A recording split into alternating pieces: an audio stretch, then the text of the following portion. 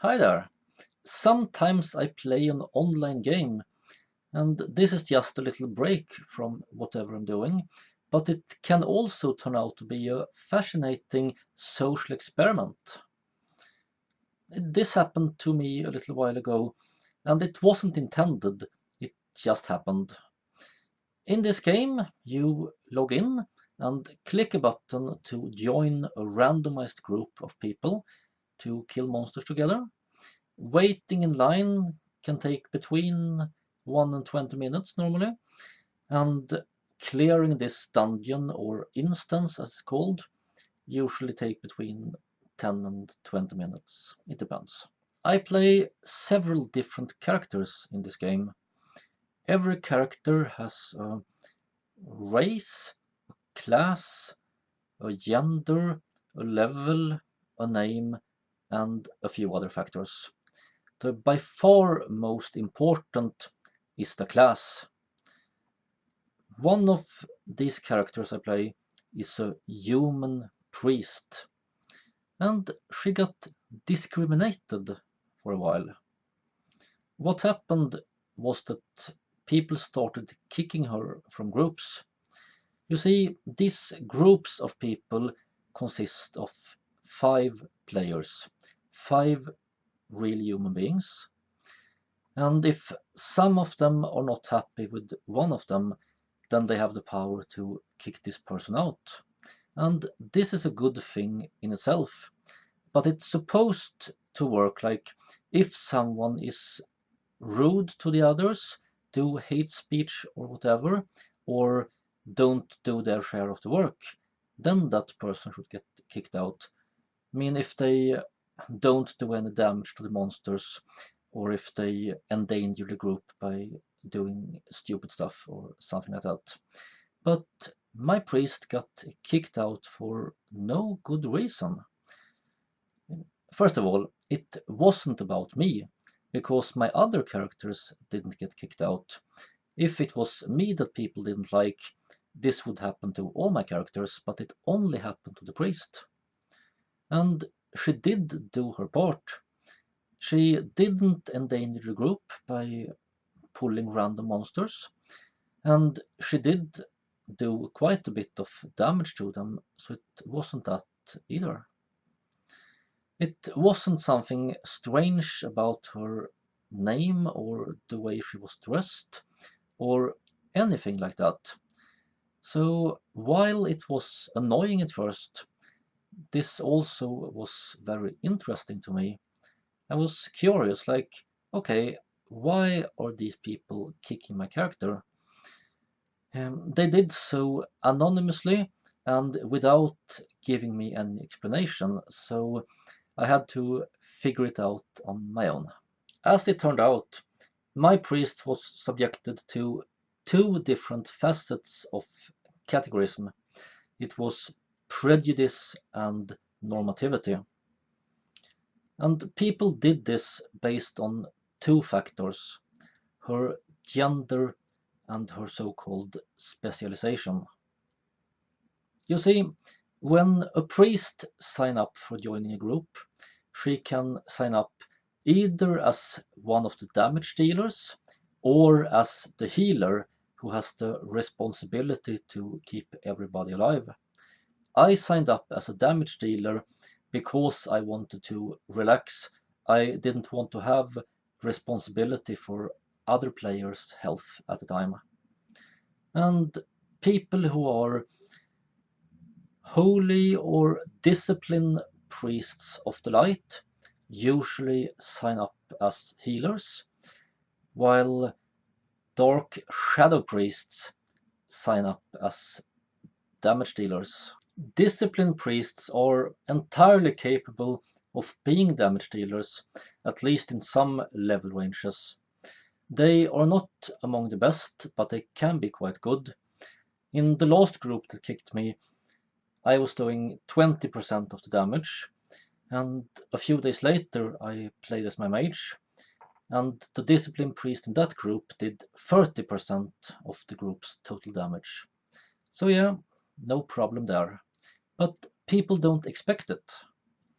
And People don't expect women to do damage. They expect women to take the back seat and just support the others while they have fun.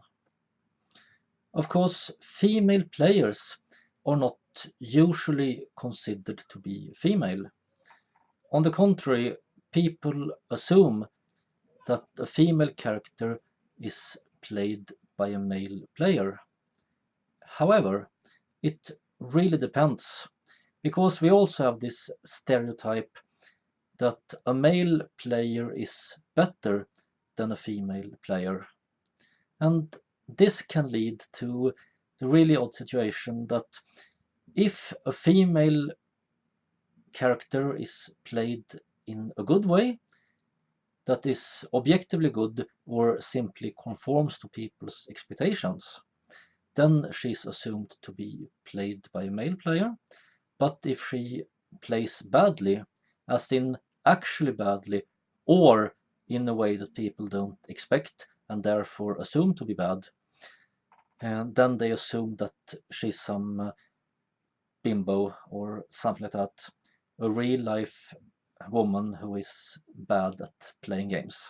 People get kicked from groups for not doing damage or for pulling the wrong monsters. My character didn't do that, but she got kicked for it anyway because of Prejudice.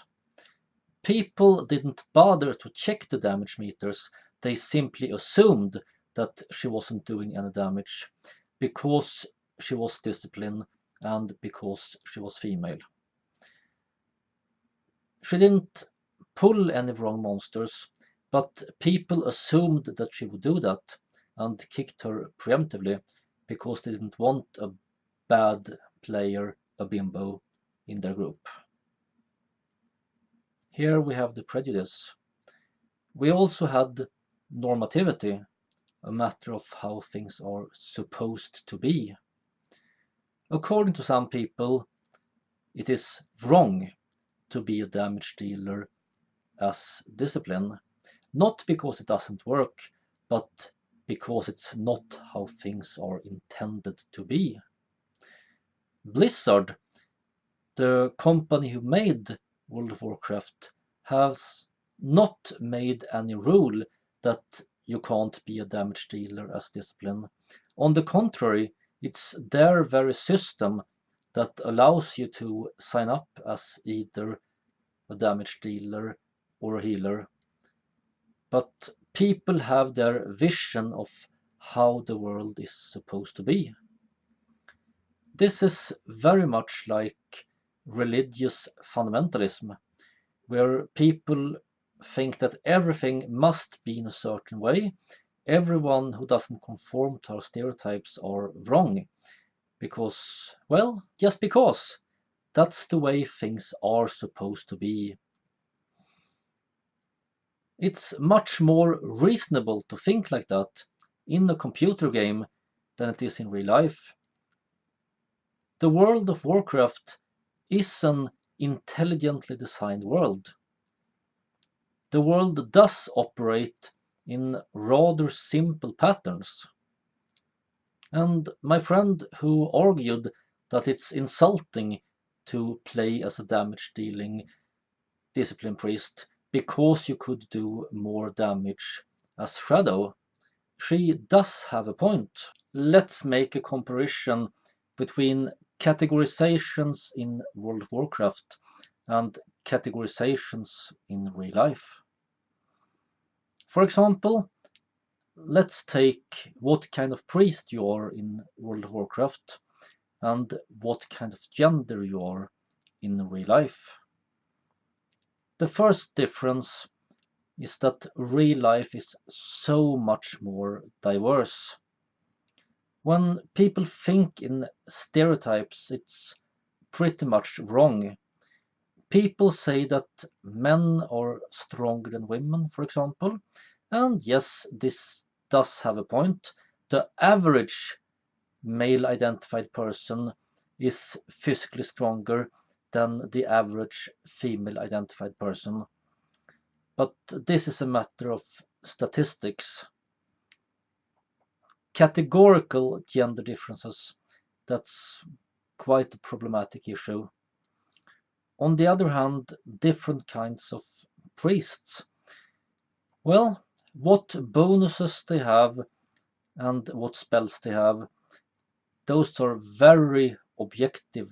The other big difference, much larger than the first, is that it is so easy to change who you are in World of Warcraft.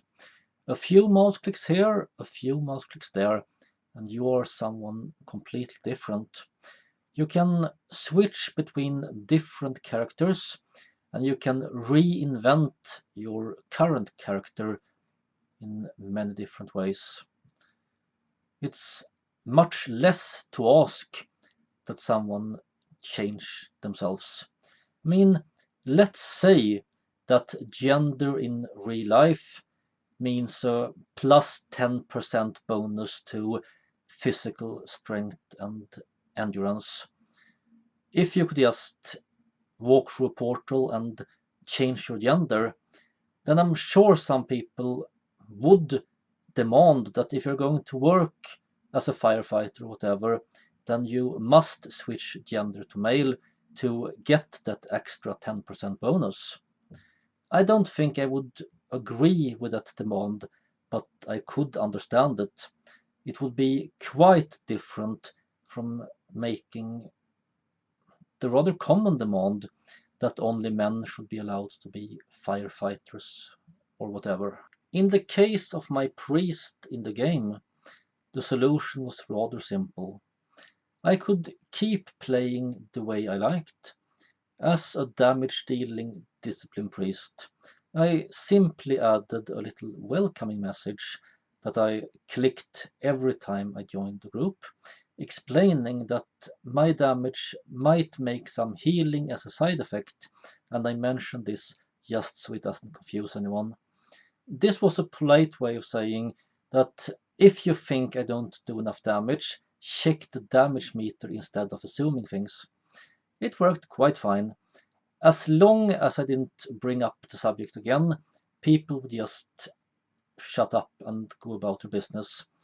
If I did bring it up, it could become quite heated arguments sometimes, with people being angry with me for playing the role I did. Not for how I played it, but that I played it at all. Quite interesting.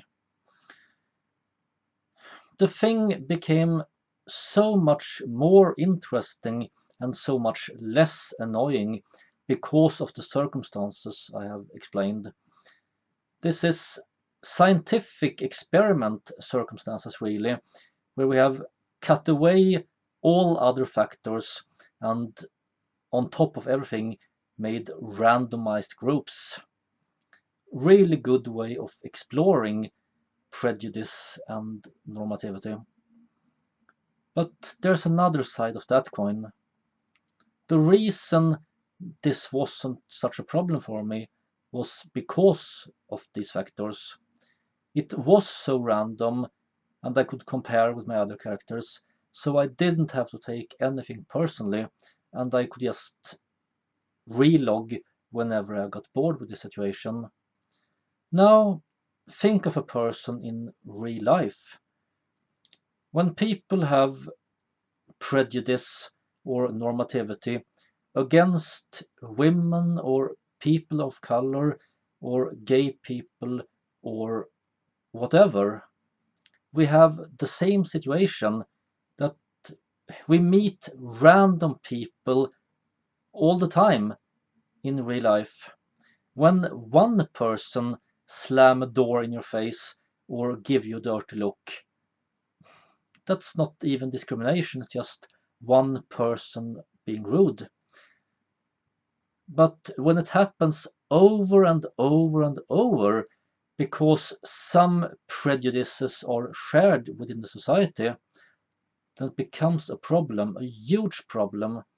Imagine having that problem every single fucking day.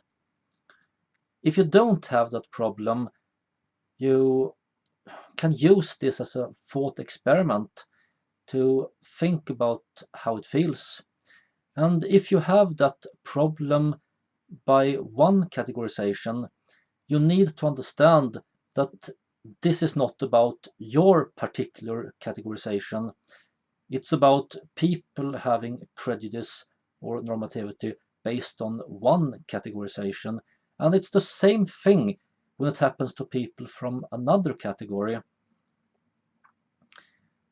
I mentioned specifically three categories: women, people of color, and gay people. So, what about men, heterosexuals, and white people? Well, in Western society, in my opinion, we have much less prejudice against these categories. They are normative in themselves. Yes, it does happen that people get treated especially in a bad way because of one of these three categories, but it doesn't happen all the time like it happened to the three categories I mentioned at first.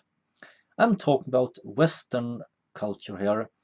When I lived in Indonesia, I was always seen as something peculiar and exotic and all the kind of stuff because I was white.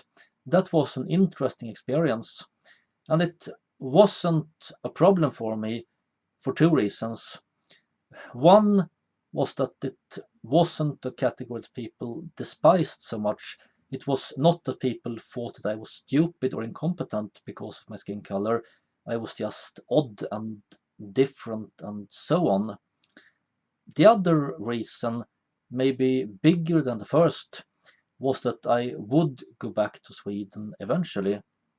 Oh yeah, we have a third reason too. I was already adult. It's much harder growing up being different than coming as an adult to a situation where you're different. This is just an example.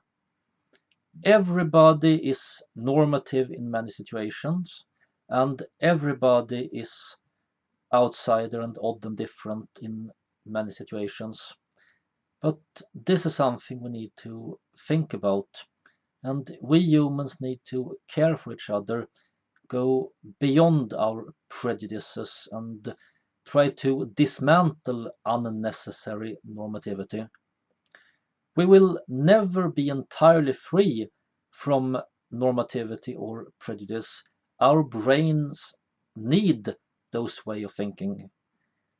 They are shortcuts that make things easier, and that's okay when it doesn't happen at people's expense. But we have to be careful with it. In the end, I stopped playing my priest. Not because I had to, but because I couldn't relax playing her. It wasn't fun knowing that people would hold it against you if you did any mistakes, hold it against you in ways they wouldn't do if you played a more mainstream character. I have that option, that very simple option of switching to another kind of character. In real life, people don't have that option. They are who they are. We can't just click a button to change our gender or sexual orientation or our education history or anything like that. We are who we are, and yes, we do change a bit over time. We do have a bit of influence over how we change, but it's not like snapping your fingers. We need to understand that all three layers of reality are real. Physical reality outside of people, social reality between people, and psychological reality within people. Each of us have our own thoughts and feelings, and these need to be respected. And we make our own choices, but these choices affect each other beyond what the individual do. Some people seem to think that Either individuals exist or social structures exist. But the truth is that we have both. The problems that my priest encountered was individuals making minor individual decisions. But the problem was that these individual decisions were part of a social structure. I don't think it ever happened that the same person kicked my priest out twice. It was different people every time. But this only made it worse. So when we interact with other people, we need to consider ourselves as individuals, and we need to consider the other person as an individual, but we also need to consider the many social structures that we are part of, how our actions become a part of this structure, how they can help or hurt people in context. That's all I have to say for now. Live long and prosper.